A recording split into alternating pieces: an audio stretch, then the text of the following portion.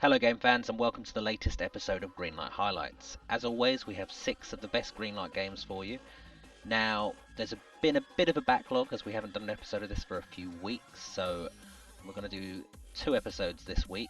I will be doing 6 here and another 6 in the next video. We'll probably put them up a couple of days apart rather than putting up at the same time.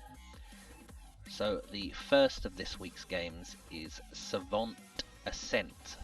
Now this is an interesting one. This is a bit of a shoot 'em up slash music game, but not quite like a lot of the other music games out there. It's not a rhythm based game at all.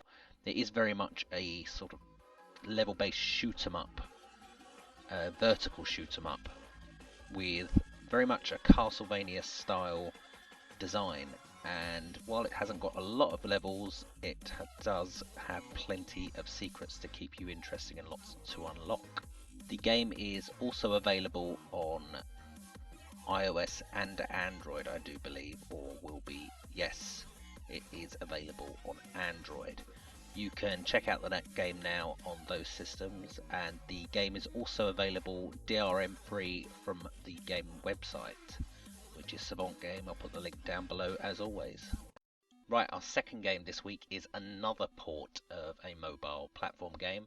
This one is the highly stylized point and click adventure Finding Teddy.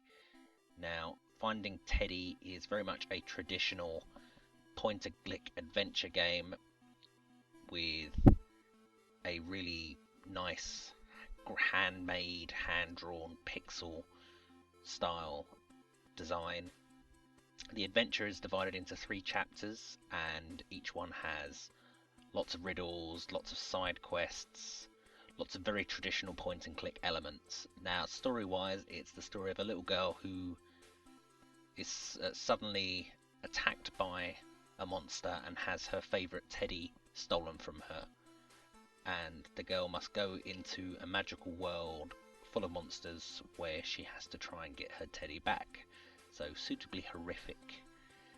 It's a really nice little game. It ran really well on Android, so I expect it will port probably quite well over to Steam.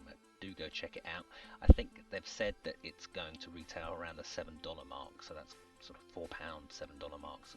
Quite a nice price for a little point and click adventure. Right, the third game this week is WARMACHINE Tactics. Now, this one might look a little familiar to you, and it also might look a little like Warhammer games. Even the logo is quite simple, and the reason for that is this is also based on a tabletop franchise such as Warhammer. It's a separate franchise and it is a very popular tabletop game. Now, this one ran on Kickstarter a while back and was very, very successful. I actually think they only closed a few weeks ago, and I think they had something along the lines of 300% funding. It's a really interesting tactical, strategic tabletop game with some really nice elements in there. It's very much a sort of sci-fi fantasy type world, much like the Warhammer universe, and it's definitely got some very interesting elements there. It's got a little of Final Fantasy Tactics, a little of XCOM. It's got quite a few elements in there. There's some really nice visuals going on there, and it seems to promise some really interesting multiplayer fun as well. This is exactly the sort of game I really like to chill out with. It's definitely the sort of game I like to play with friends, and I think this one could be quite successful if given the chance on Steam. And there are a hell of a lot of comments and buzz on it on the game, so it really wouldn't surprise me if this one passed. But if you do like this style of game, then do go and vote for this one. As I always say, don't expect other people to vote for you. At the end of the day, you need to vote as well. Right, next up we have Valdis Story, Abyssal City, which is a really nice looking little RPG action platformer. Now, it's got a really nice visual style to it, very much sort of JRPG style, 2D platforming style to it. This was another Kickstarter game, even more successful. This finished sometime last year, I do believe, and was something in the region of like 600% funded. Now there is a demo for this one available, so please do go check that out. It's a really nice, highly stylized, again, RPG with some real proper hefty RPG elements to it. They've got several classes to choose from, each with several categories, unlock subsets and such. You've got bosses in the game. You've got a really interesting little combat style, really nice visuals and quite nice music as well. This one is definitely something that's had a lot of love put into it, and it definitely deserves some attention. Right, this next game is something that transcends quite a few genres. This one is Organic Panic, and this is very much an indie title which has been developed by two brothers at home over the last 5 years. It was recently funded on Kickstarter, and they are still taking donations and pledges via PayPal.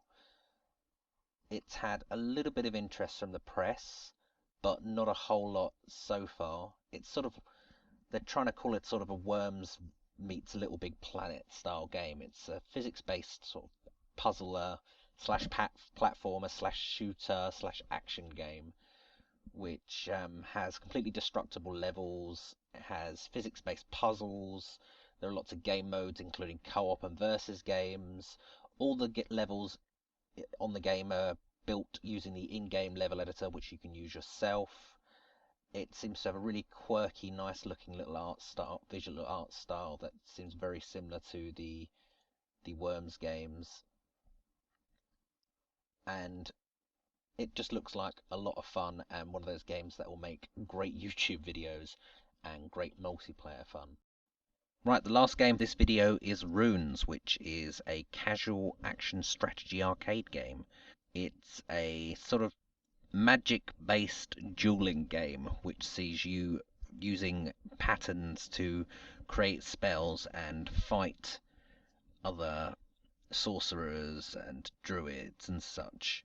You have to draw magical runes on the screen with your mouse and then cast them at the enemy player or at the NPC to eliminate your opponents.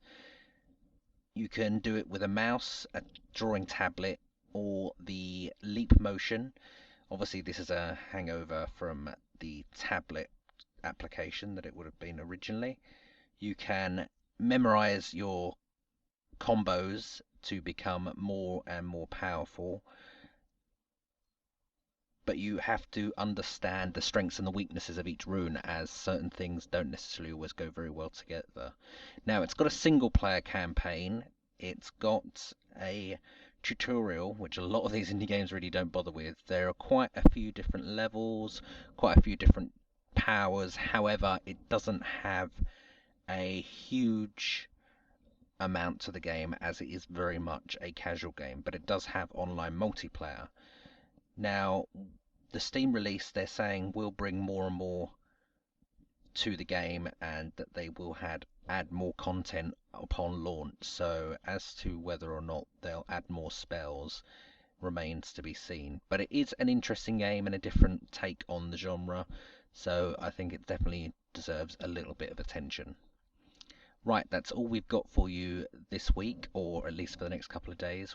As I say, we've got quite a few games backlogged, so there will be another video in the next few days. I hope you enjoyed it. If you did, please do, as always, like, comment and subscribe, and do check out more of our videos. Thank you.